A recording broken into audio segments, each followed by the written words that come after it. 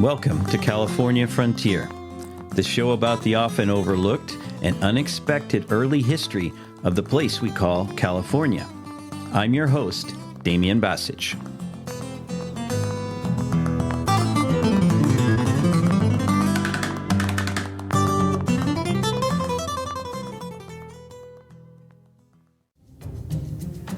Santa Rosa Island lies a few miles off the coast of Southern California. In the spring of 1901, a lone archaeologist wandered along a solitary stretch of the wind-swept dunes that marked the island's beaches. Kicking over a broken stone, he saw some curious scratches on the reverse side. He was unable to make sense of them, but he nevertheless cataloged the stone and photographed it. A description and photo later appeared in his report. The stone itself was tucked away in the University of California Museum collection at Berkeley, waiting for the day when another anthropologist would insist that the marks read JRC and that the stone had once graced the burial place of Juan Rodríguez Cabrillo, whose epic voyage marks the beginning of recorded history in California.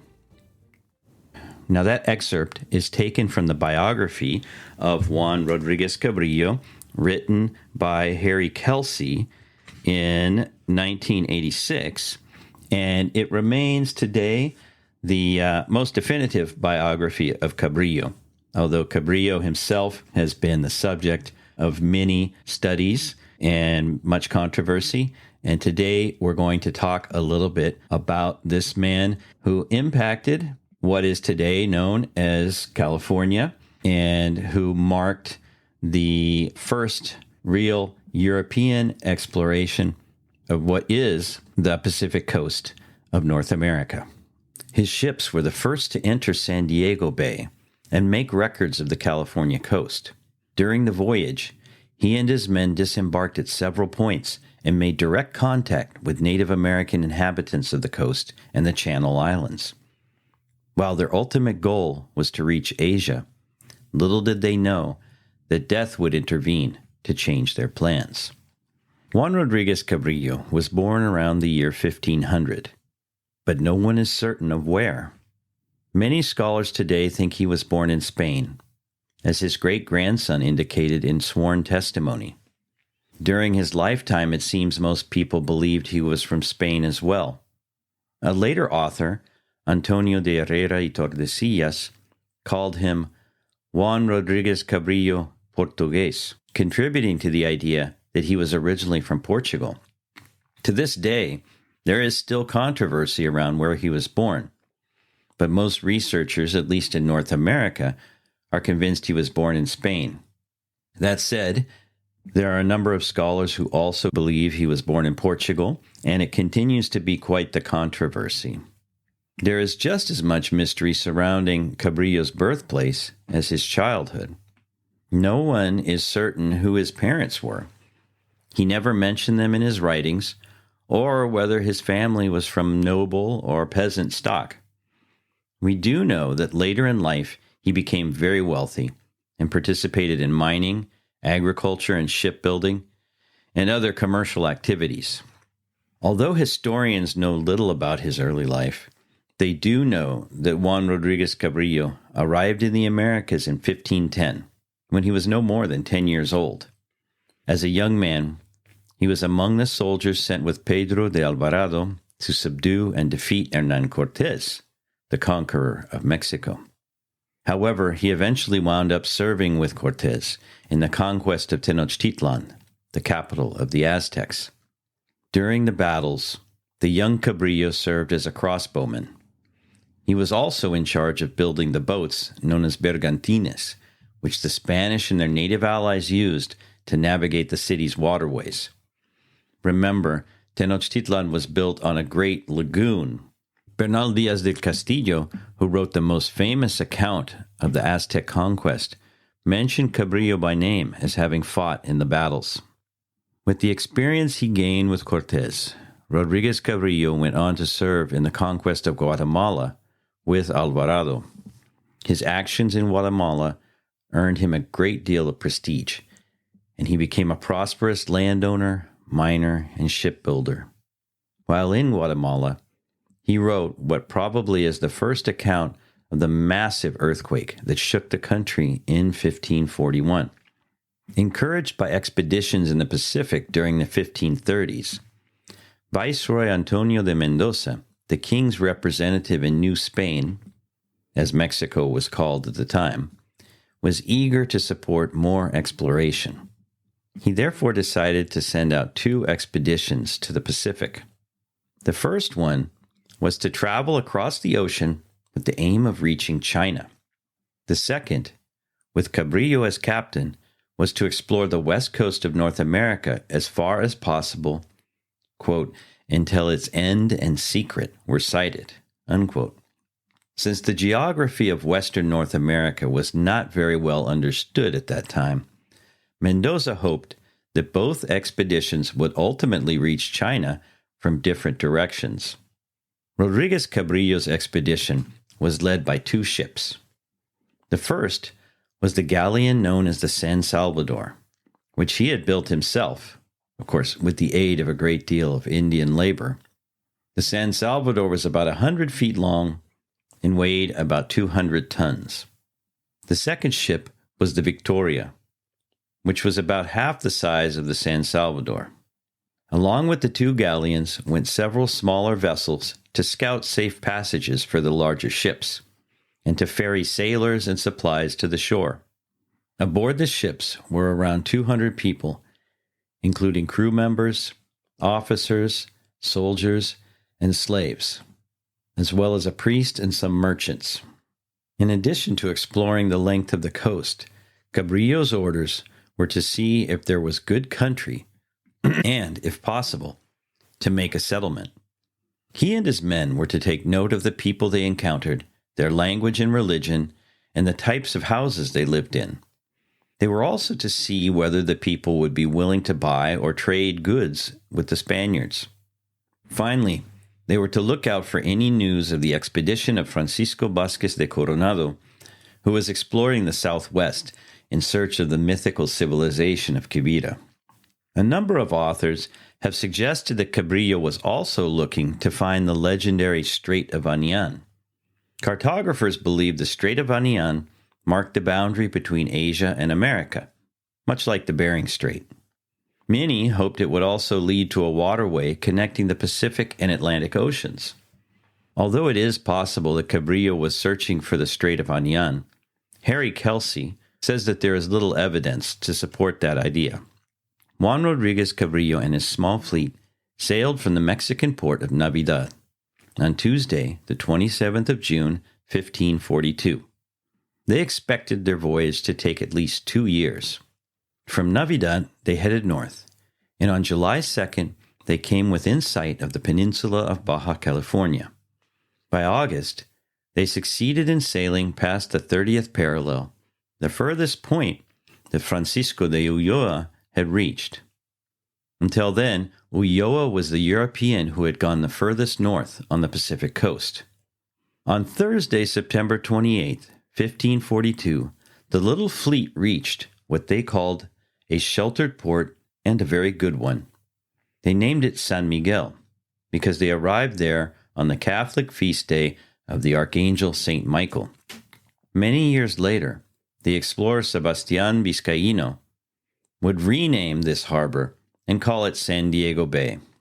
A small group of Cabrillo's men went ashore, ever wary of whom they might encounter. They soon encountered Native American people, most likely those known as Kumeyaay today. Most of them ran away, but some stayed to receive gifts. Later that evening, some of the Indians returned and shot 3 of Cabrillo's men with arrows. Their injuries were not life-threatening, and further contacts with the native people were peaceful. The crew from Cabrillo's fleet felt safe enough to stay ashore until the next Tuesday, October 3rd, and then they continued up the coast. For the next 6 weeks, they traveled north, making contact with numerous native inhabitants of the coastline and the islands. Rodríguez Cabrillo's men were especially impressed with the Chumash, who lived on the Channel Islands and on the mainland near Santa Barbara. They called the Chumash the people of the canoes because of the impressive redwood tumul boats they used. The ship's logs described their impressions of these people. Quote, "The whole coast is very populated. They brought them a lot of good fresh sardines, and they say that inland there are many villages and much food. These Indians do not eat any maize, and they wear animal skins. They have long hair, and they keep it twisted up with some very long pieces of twine, and sticking through the hair and twine are many long flint, bone, and wooden daggers. The land appears to be very excellent." During their contacts with the Chumash and the Kumeyaay, the men realized they were not the first Europeans the natives had encountered. They heard multiple tales of bearded men further inland to the east. These were most likely members of the expedition of Hernando de Alarcón, who was scouting out the Colorado River on orders from Viceroy Mendoza. Or they might have been referring to members of the ill-fated expedition of Francisco Vázquez de Coronado, searching for the mythical 7 cities of gold. Cabrillo and his men continued their voyage up the coast, seeking a port. On November 13th, after a great storm, the men sighted a point they named Cabo de los Pinos, or Pine Point, because of the many fir trees they saw on the land. It was what we know today as Point Reyes, north of San Francisco. Along the way, they had passed one of the most important bays on the continent, the San Francisco Bay, without even seeing its entrance. They continued to sail about 40 miles north until they saw the mouth of what is today known as the Russian River. According to their reports, the weather continued to be extremely cold. In fact, the logbooks mention having seen snow on the hills near Monterey earlier, and that is a very unusual sight. And the seas were dangerously rough. So Rodríguez Cabrillo made the fateful decision to return south and find a place to spend the winter. By that time, though, he and his men had traveled further north than any European to that point. In late November or early December of 1543, desperate to find a place to land, the San Salvador anchored off the coast of an island the men named Isla Capitana. Scholars believe it is today's Santa Catalina Island. Although they hoped to pass the winter there, the island's inhabitants were very hostile to the Spaniards' presence. The natives may have been acting on news they received of Coronado's violent encounters with the Pueblo people in New Mexico. Whatever the reason, the Indians frequently attacked them, making it difficult for the sailors to make an encampment. So for the most part, they had to remain on their ships. Nevertheless, they couldn't remain on the ships forever, and they needed to go ashore to scout out water and food. Around Christmas of 1543, a group of Cabrillo's men went ashore to collect water and found themselves under attack. Cabrillo personally led a party to rescue them, and as he landed on shore, he somehow injured himself. Francisco de Vargas, a sailor who participated in the expedition, reported that Cabrillo splintered a shin bone on a rock when he jumped out of the boat. Cabrillo's son later said he broke his leg, and another author claimed Cabrillo had broken his arm. Whatever the case may be, the injury turned out to be serious. Gangrene or an infection from this injury debilitated Cabrillo, and he fell seriously ill. Without proper medical attention, things went from bad to worse. On January 3rd, 1543, Juan Rodríguez Cabrillo died as a result of his injuries. He was approximately 45 years old. Before dying, Rodríguez Cabrillo named his replacement. The man he chose was Bartolomé Ferrer, or Ferrelo. It's not clear what his last name actually was, but he was the chief pilot of the expedition. Ferrer and his men buried Rodríguez Cabrillo on the island upon which he had been wounded, which they named Juan Rodríguez in his honor. No one knows for certain where Cabrillo is actually buried. According to the principal stories about his death, his remains are said to lie on what is today Santa Catalina Island, In 1894, there was an archaeological dig on Catalina that uncovered a grave of someone buried with a good deal of ceremony. The tools and the other objects found in the grave indicate that that person was of Spanish or European origin, but it still remains inconclusive. Digs on other islands like San Miguel and Santa Rosa have not turned up anything that can be called definitive either, so the mystery remains of where Juan Rodríguez Cabrillo is buried. With their captain dead, Ferrer and his men decided to return south.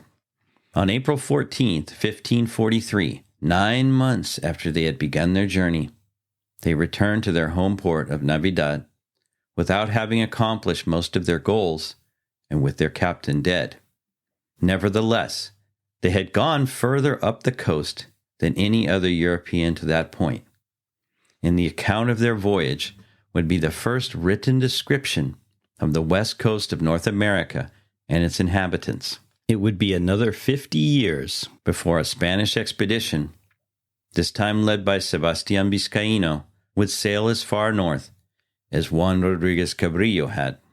In 1913, U.S. President Woodrow Wilson ordered the construction of a statue honoring Juan Rodríguez Cabrillo. The monument was to be placed near the old Point Loma Lighthouse in San Diego, California. Nevertheless, for many years, no one was able to complete the project. Ultimately, it was the Portuguese government who officially commissioned a statue of the explorer. The commission was made in 1939, but it took another decade for the statue to be installed. In 1949, it was finally placed where it currently stands. At the same site, there's also a museum educating visitors about Juan Rodríguez Cabrillo and the other early explorations of the California coast. Each year, thousands of people visit the Cabrillo National Monument and its surrounding seashore. About 8 miles away from the Cabrillo National Monument, there is a replica of Rodríguez Cabrillo's ship, the San Salvador. It was built in 2015, and the galleon is life-size and made to exact specifications. It's not only historically accurate, but it's also seaworthy and has sailed. Visitors can climb aboard the ship and get a taste of what it must have been like to travel on the open seas in a 16th century sailing vessel. I've done it, and I've taken my kids to do it. The San Salvador is part of San Diego's famous Maritime Museum, which is worth visiting. So the next time you're in San Diego, visit the Juan Rodríguez Cabrillo National Monument and take time to go step aboard the San Salvador. It's an excellent way to get a hands-on experience of the early explorations of California's coast.